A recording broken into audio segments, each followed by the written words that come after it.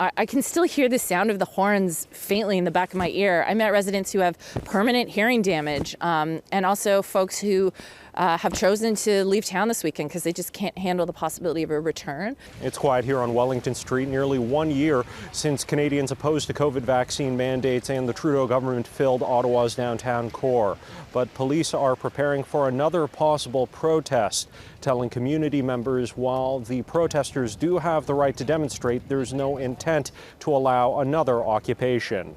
We've been told by police that we're not expecting a large convoy, that any attempts to occupy the city, to park and to stay here will be immediately dealt with, that we have tow trucks at the ready, and also that if anyone experiences harassment of any kind or hate crimes of any kind, to absolutely report it. It's still not at all clear how many people will protest this weekend, but Ottawa police and community members are preparing for the worst and hoping for the best. Some local community leaders, though, say some of the protest hardcore never left. Despite what's being said, there's still trucks driving through Centertown and blaring a horn after midnight.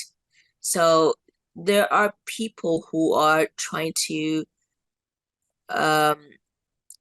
disrupt things still. We respect the individuals who came to Ottawa to protest against public health measures. That was their right to do so. We just, hope that, people understand in future that the right to protest and freedom of assembly doesn't mean you have a license to harm people around you. Paul Champ is the attorney leading the class action that secured a court injunction against the use of air horns during last year's protests. Champ says he wants to be very clear. Anyone who wants to protest the federal government is welcome.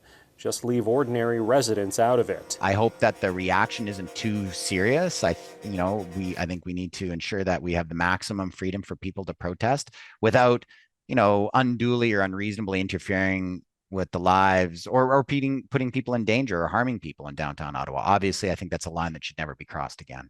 In Ottawa, Xiaoli Li, City News.